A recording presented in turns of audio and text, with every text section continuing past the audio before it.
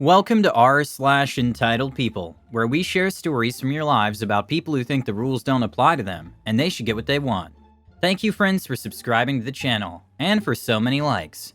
And today we have 3 great stories, so subscribe, hit the like button, and let's begin. The first story: Si curatur pacem para bellum. If you want peace, prepare for war. The second story: the most lame place to work in her entire life. The third story: the CFO ignored the problems pointed out by the staff, so now she's in trouble.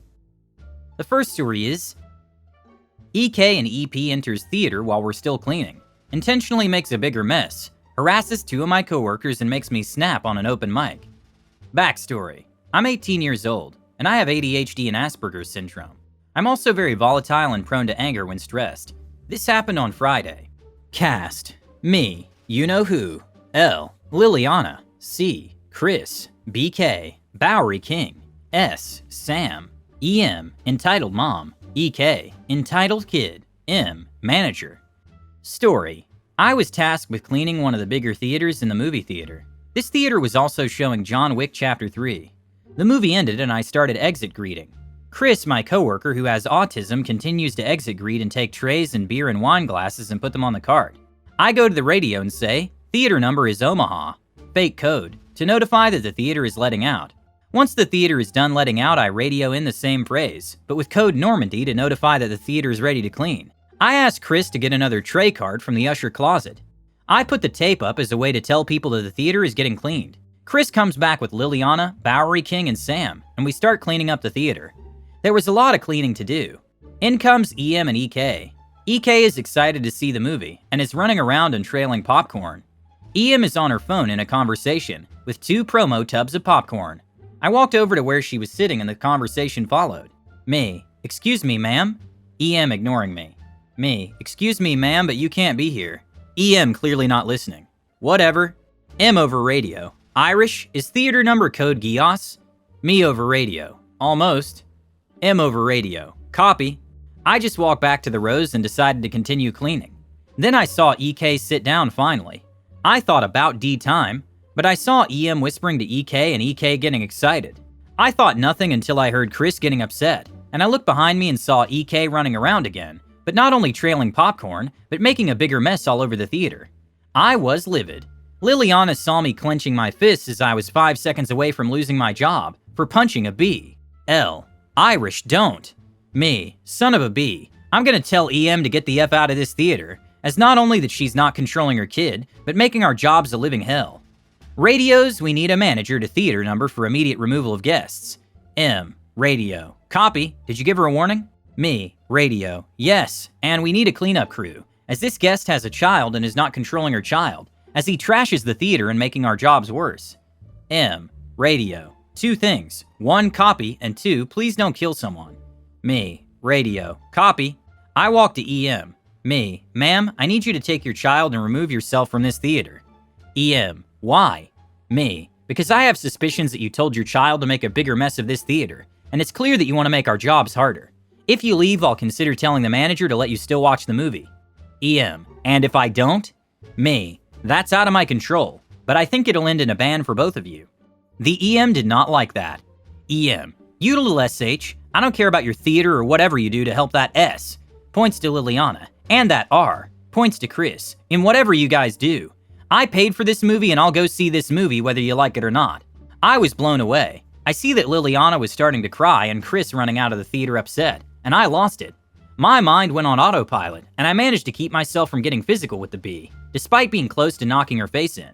Me: "You piece of SH, maybe you did pay for a ticket to this movie, but that does not mean you have the right to be rude, entitled, and a B to the employees that can strip you of your ability to see the movie. You're so GD lucky that I don't want to lose my job. Otherwise, you need a plastic surgeon. Now I want you to take your kid and get the F out of this theater and wait until we're done cleaning, or I swear to God I'll make sure that you'll never be allowed on any movie theater in a 20-mile radius ever again. I'll make it my personal mission to make sure that I get to see you walk to this theater one day, only to get sent away because of your entitlement." BK: "Jesus Christ on a crutch. Irish, remind me to never pick a fight with you." Me: "Okay." Then I look to my left to see Chris and Sam with the manager. M: "Your radio was on for the last 10 minutes. Me: "Oops." M: "And I agree with Bowery King. You're not a person to be messed with." Me. Sorry. M. I'll handle this. I run up the steps to Liliana to see her still in tears and sobbing about this. I immediately went on instinct and hugged her and tried to calm her down, but she was really upset and also scared of me, since she had never seen me angry before. Me. Liliana, it's okay. L sobbing. Me. BK, can you grab 2 drinks for us? Hands at 20. Not an employee cup, please. BK. What size? Me. Small. Liliana, what do you want to drink? L through sobs. Coke?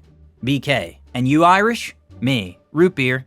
BK runs off to get us a drink, and I help Liliana up and sit her on one of the recliners. Liliana curls up into a ball and decides to lean on the arm connecting her chair to mine. BK returns with the drinks, and through some persuasion I get Liliana to drink. She then kisses me on the cheek and continues to drink her Coke. L. I think you would be a great boyfriend. Me. How so? L. If someone started groping or harassing your girlfriend, you'd probably make them regret that decision. Me. True. C out of nowhere. Hi. Me. Hey Chris, how's it going? C. Good. Me. That's good. So after that, I was let off the hook with a warning to get a manager before you go sicko mode. EM was banned from the movie theater, but was arrested for assault after she slapped a manager. EK was picked up by his dad, who apologized profusely and offered to pay for damages. He said that he and EM were going through a nasty divorce and a custody battle, and he told me that because of this event, he now has proof that he can take better care of EK, who apologized for the mess he made. We did clean it partly, but we had to wait until the end of the next showing to clean the rest because of the delay. The second story is, what the F, front desk? So, it's been a while. I've been working at a hotel that's been beyond some notable exceptions uneventful. And then, I suppose, so much stuff just hit the fan so hard I've been shell-shocked. I'll make it simple to start with. A few months ago, around June during our reviews, I finally let slip something I knew about the staff. Our front desk supervisor, let's call him Dumb, who'd always been an enormous pain in the hind end, has had a sexual relationship with the morning front desk agent. Let's call her Racist. This is why Racist has gotten away with dozens, if not hundreds of things in the several months I've worked here. She's blatantly rude to guests, if they aren't white in case that wasn't obvious. Rude to her coworkers. In the year I've been at this property, there have been 3 to 11 people, all of whom have expressed legitimate issues with her. She's unlikable, but she's blowing management so she can get away with it. At least until I unveil that fact to the general manager. Let's call him Blind. After a bit of research, Blind talks to Dumb, who apparently outright admitted to the relationship, but really didn't understand a problem. He was summarily terminated. The official story is that he was stressed and opted to step down. Racist was spoken to. This is probably about the 5th time she's been spoken to this year about various things. Nothing changes. Around this point, we'd also hired a new 3 to 11 shift, who got the job solely because his sister is our part-time maintenance guy's girlfriend. Oh, and in theory, he had past experience at a hotel. Almost immediately, I start bringing things to Blind's attention. Weird charges, lack of taxes, things that are just handled incorrectly. And as an auditor, I see them all. They're all obviously linked to the new person. Nothing happens until they finally replace Dumb with the person who had been a front desk supervisor before Dumb. Someone who got busted taking pictures of female coworkers as they bent over and had loaded them onto the office computer as the desktop background. Great choice, Blind, but at the very least, the new guy started looking into what's going on with the new 3 to 11 guy. It's all fun and games until finally, my relief auditor comes in, and the dude is under the influence of substances. And not just regular, and because he was on something, he neglected to log out of his Gmail account. His personal Gmail account, where he was carrying on several conversations with ladies of ill repute to exchange favors for cheap or altered room rates. This is also the night when a guest came and complained about him doing illegal substances in their bathroom with the guest's girlfriend. It's suspected he was also dealing. Relief auditor quit that morning. Just simply said, "Don't call me, I'm done." It was only somewhat related to the 3 to 11 shift, who was also thankfully fired. At this point, the weekend afternoon shift also got a promotion at their other job and put in their notice, meaning the only people who aren't quitting and work the front desk are Racist and yours truly. Except then, I put in my notice. A better job offer came along, and honestly, I'm so exhausted with Blind's blindness. After trying to tell him about an incident where Racist literally called 2 black guests a-holes to me, right in front of them, and I dealt with them. They weren't a-holes. I know a-holes. I just instead gave my notice. But the first week of October is the busiest week of the year, so I explain. I'll absolutely stick around until after that. Being the kind fool I will never be accused of being, I gave nearly a month's worth of notice to help Blind in this rough transition. Until they decided to let me know that because there are concerns, that I'm going to tell any new person I would train about Racist in her past.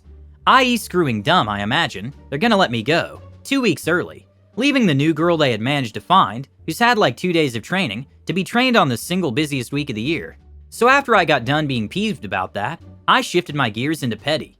This was only fed by the unsurprising discovery that the new auditor they refused to let me train no-called no-showed and was fired in the middle of that insanely busy week. A few days later, and a combination of petty and curiosity led me to calling at midnight to see who was covering the audit shifts. Ring ring. Hi, thank you for calling SH Show Hotel. This is Dumb speaking, how can I help you? I legitimately dropped the phone and hung up. They really just brought Dumb back as their new full-time night auditor. Nothing wrong with that. I'm so glad I'm moving on to a brand new hotel, and that the 2 weeks of surprise no income has passed. Because honestly, what can I say about all that other than, what the front desk? And the last story is the day my entire team quit. All it took was one meeting. We worked at a peer-run mental health respite, pretty much an unlicensed, unregulated place where people could go after leaving a psych ward, or to get away from stress at home, to focus on recovering from their stuff, for a few days totally free. Noble idea, questionable execution, since we had super inadequate training. Well, we were open 24/7 because people would stay or live there for a week or so, and supervisors are on call at all times. Because of this, plus SH pay, we couldn't get anyone to take the supervisor position. We were left to deal with multiple crises without any supervision or oversight, or proper protocols in place. Things like people sneaking in illegal substances, starting fights, etc. So we requested a meeting with the higher-ups.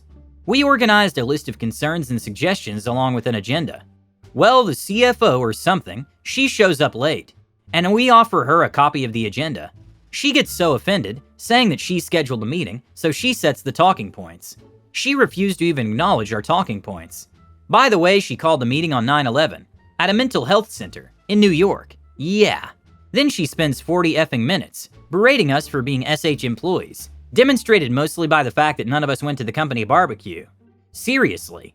We had people end up in pretty dangerous situations, because she couldn't staff us properly, but her concern is us not wanting to go to her party.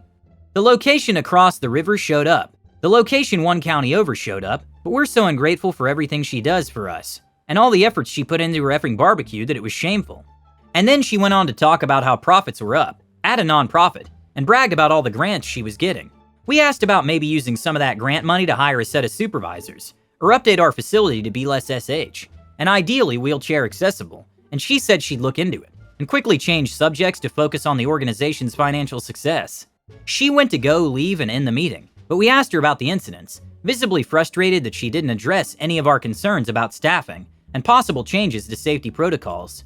She yelled at us, like yelled with spittle flying, for 20 minutes more for being incompetent and telling us it was our own fault for having to deal with the crises on our own. Like she was yelling at us for the company's failures, and we were all in tears. After she left, I emailed over my 2 weeks notice and was immediately locked out of the system and taken off the schedule. My request for an exit interview was denied. Seeing how the company responded, the rest of the team also quit. They had to close the location due to everyone straight up quitting, due to this hellish monster. Eventually though, she got fired, so haha, sucks to be her I guess. I ended up quitting the nonprofit sector because so many higher-ups have these hero complexes, where they want to save people or change the world, at the expense of their entry-level underpaid employees, while earning nearly figures themselves. Non-profit only refers to the lower-level employees not being able to earn any sort of personal profit, after paying for rent and other necessities. Also at that place, it seemed like everyone who ever got promoted was related to the CEO or married into his family. Some workers who were part of the family would do horribly incompetent things, and never get even slightly reprimanded, including letting clients get locked out or leave without realizing it, or watching pee on the company computer during work hours. There definitely were a lot of red flags I ignored for far too long in hindsight. Hit the like button and subscribe to the channel. Have a great day.